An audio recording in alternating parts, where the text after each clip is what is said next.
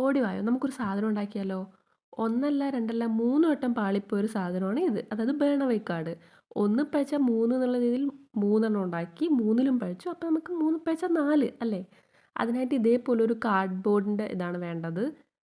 എന്നിട്ട് നിങ്ങൾക്ക് ഏത് പേപ്പർ വേണമെങ്കിലും യൂസ് ചെയ്യാം. ഞാൻ എപ്പോഴും പറയുന്ന പോലെ ഞാൻ A4 വെച്ചിട്ടാണ് ഇങ്ങനെ കവർ ചെയ്തേക്കുന്നത്.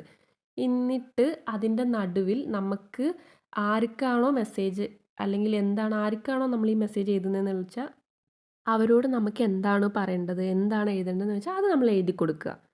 ഇഷ്ടമുള്ള പോലെ ഡെക്കറേറ്റ് ചെയ്യാം. ഞാനിത് 3 വട്ടം നന്നായി ചെയ്ത സ്ഥിതിക്ക് ഇതും അതുപോലെ തന്നെ ഫ്ലോപ്പ് ആവുമെന്നുള്ള ഇതിൽ അത്ര വലിയ ഡെക്കറേഷനോ വലിയ ഇതോ കൂട്ടത്തിൽ ഏറ്റവും കൊള്ളാത്തൊരു കാർഡാണ് ഇത് ആക്ച്വലി.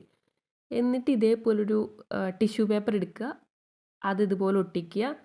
പിന്നെ നമുക്ക് മുകളിലും ഇതുപോലെ ബോർഡർ വെച്ച് കൊടുക്കണം. ഞാൻ പറഞ്ഞില്ലേ, ഞാൻ ഭയങ്കര ഡെക്കറേഷനിലൊന്നും പോയിട്ടില്ല.